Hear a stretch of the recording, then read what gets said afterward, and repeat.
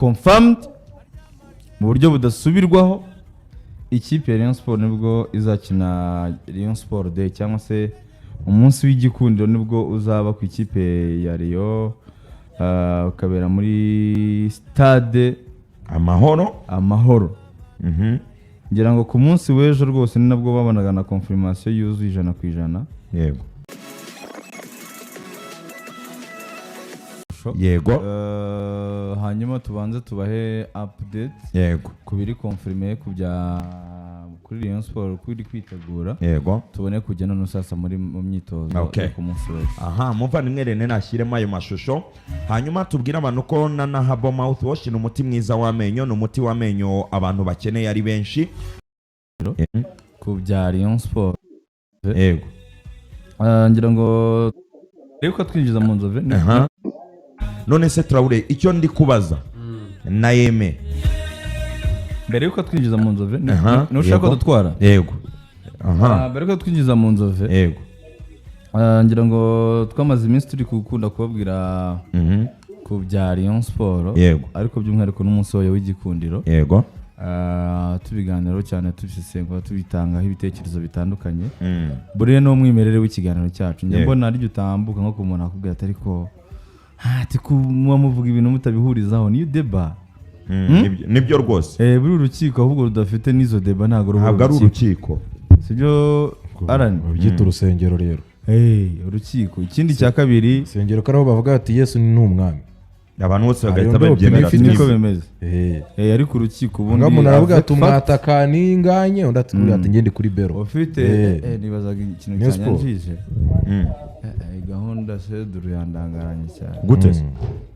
hejuru se bura no kuryama hejuru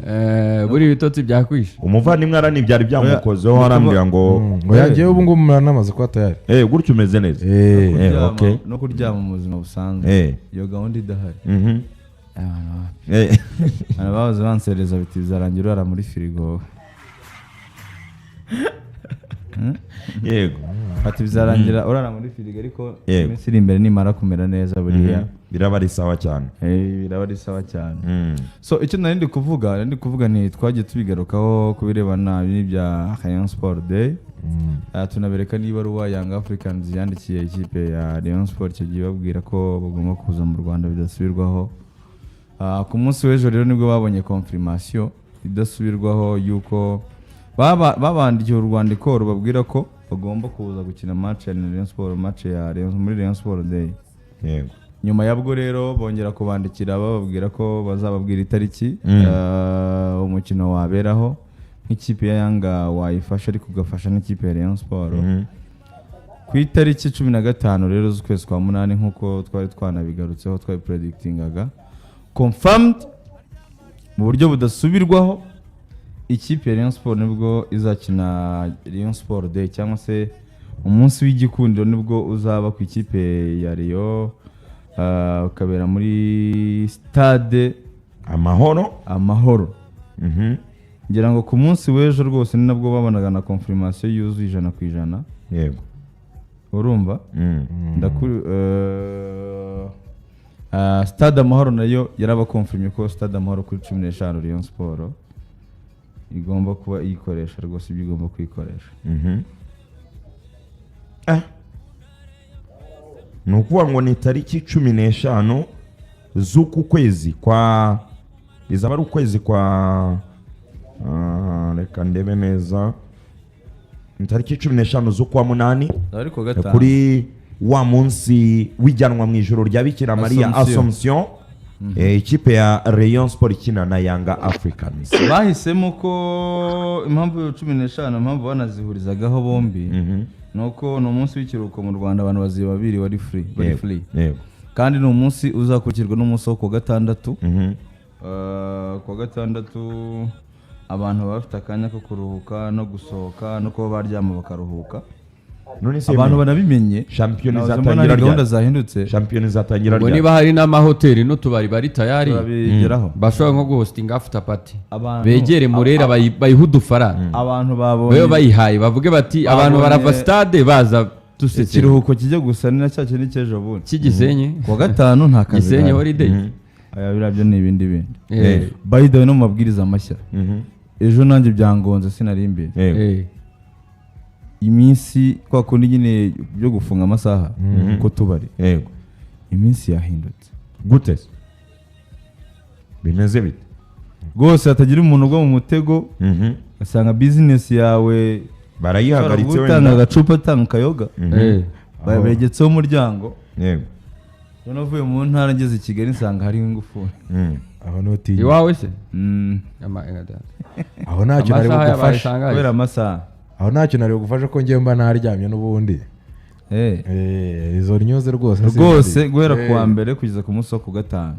byari guhera ku wa mbere kugeza ku wa kane guhera ku wa mbere kugeza ku munsi wo ku gatanu amasaha ni saa saba ariko rero ku wa gatanu ese buri muntu aba yemerewe gutanga igitekerezo neze ku wa gatanu uko babuca ari ku wa gatandatu ahubwo ku cyumweru bakagabanyije amasaha ku cyumweru buca ari ku wa mbere ku cyumweru hari saa saba ubu bashyize saa munani yamaye ku wa gatandatu no ku cyumweru niho byemerewe kugeza saa munani z'ijoro ku gatandatu no ku cyumweru ahubwo abantu bumva ko ku gatanu nibwo abantu batangira weekend muzamuryama mubitangire ku ahubwo ku cyumweru twakaye turyama saa 2 sisa abo abantu bakabaye baryama hakiri kare reka two kuvuga saa 2 ariko mu mabwiriza mashya hari bwo abantu bakata aha guhera ku wa mbere kugeza ku gatanu ni saa 7 so hanyuma karagaciyemo icyo mbaza kuri umukino wa Rayon Sport uzaba ku wa gatanu abantu bazaba bafite umwanya wo kuruhuka bazaba biriwe kwanza ari konje icyo nibaza shampiyona izatangira ryari kuko uretse gato yewe uri kunyihutisha yego uri kunyihutisha kuko hari amakuru meza abakunze ikipe ya Rayon Sport bari bazamenya mu Serembe arebana n'ibyo mbaza arebana na hari probability ko Super Coupe izaba nyuma y'iyo tariki yagomba kuba ku itariki ya 2 ebyiri yego hari probability yuko izaba nyuma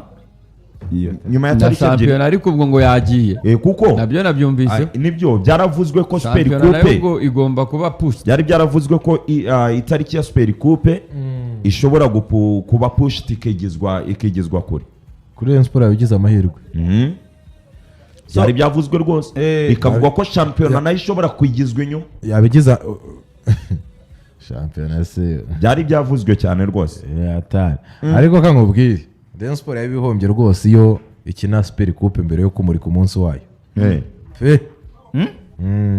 iki ikina Super Coupe mbere Rayon de ikaba nyuma yari bihombeyemo ntabwo byari gushoboka ntabwo sezi bitangiye nuko oya urumva ubu bivanze ubundi hera kuri Rayon de Super Coupe shampiyona ukataka ubwo abakunzi b'ikipe Rayon Sport rwose amakuru ahari meza kandi kuri bo nuko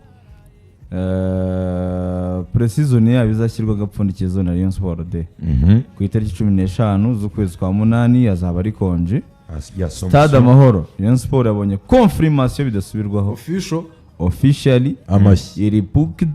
kuri 15 no munsi w'igikundiro uzaba uri muri Stade Amahoro nta birantega irimo donc icyo bisaba cyose cyo kugira ngo Rayon Sport Day ibe umunsi w'igikundiro ube mu nzira zinoze mu nzira zikwiye mu nzira abantu bose navuga baba bategereje ku ikipe ya Young Africans zose ziri mu buryo Yanga niyo rwose ya confirm itariki ejo nibwo bakiriye confirmation hari ukuntu nyine kugira nk'umunsi ukaza uhatse ibintu byinshi umunsi bakagukonfirma ko Rayon Sport Day igomba kuba iyo tariki yego Yanga nayo ikahita igukonfirma Stade Amahoro nayo ikahita uyibona hari ukuntu nyine umunsi uvuga ati ibyo byose ugenze neza so ni amakuru meza ku bakunzi ikipe ya Rayon Sport ubwo mwicare mwipanga muvuga muti mu kwezi kumwe kuri imbere harya Premier League nizatangira icyo gihe 15 umunsi igikundiro urangiye abantu bazareba match ya mbere mu Premier League ya nyayo Premier League ya nyayo England Premier League okay not Rwanda Premier League ariko za Premier League zo ni nyinshi nibyo ashatse ko ngo yanyayo Traore waretse kwenderanya none se ko muhazi yayivuyemo Premier League izayigaruka bo base hari umutoza Ntawamenya twari ariko tuganira izayigaruka. nimugoroba witwa Gaspar Kamusuhuze Gaspardinho ndamwemera cyane yambwiye ati yitwa Sunrise na Espoir nizo kipe zizazamuka agendeye ko ziri kwiyubaka Sunrise na Espoir ariko ubwo hakaba hari ikipe yitwa Muhazi hari ikipe yitwa Etoile de l'Est twari noneho ngo Muhazi ngo ikintu cyiza ngo ushobora kuba ugiye gukorera abantu Sunrise ngo ni uko ugiye guhereza akazi mu witwa Romami Marcel iye Muhazi se Muhazi yaba ari amakuru mashya Sunrise yatoye iherutse gutora umuperezida mushya urabizi se umuhari ngo ni umuyobozi w'ikigo cy'amashuri yari umudiregiteri baravuga bati dukurikije ukuntu ikigo cy'amashuri cye cyageraga kure mu bintu by'imikino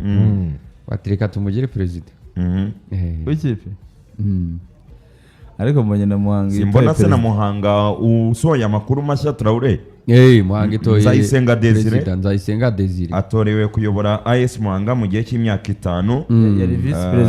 yari vice perezida se ariko n'uwo mwarimu visi wayo yitwa Berite na directeur w'Inyagatare n'ubise yaratorewe imyaka myinshi shitanu se buriya kene no kuyu Nzayisenga Desire ngo yatorewe ku majwi 30-30 yari ser candidat yari umukandida umwe ubwo ariko nibyo akora ikintu umucuruzi naba nkubeshye kari keza arabitubwiye mbese we wari umuzi si ubwa mbere mwumvise aya makipe ari ku ntunguro ejo nahoze mbwira abantu b'i Butare babwirane nimba ari ikintu cyantunguye cya mbere ni impinduka bakoze erega umuntu amakipe y'uturere mutaramu yitwa Batista siko yitwa uhe mutoza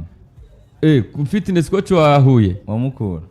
Muze Batiste ni inshuti yanjye akaba mukuru witwa Didi ariko utari tayari buri indi byara mweru na Muhima yabyaye Batiste ibyara na Didi reka nivugire kuri Batiste nagize ngo nibeshye kuri umuntu uri seriye cyane uzi no gutoza Batiste ndakumenyesha ko umunsi umwe yarabyutse asanga bamuvanye ku rubuga rwa Mukura bari bazi ko azajya muri Reyerega bari bazi ko azajya muri Murera wita managing director ntibihura Musoni se inshuti yanjye Prote rwose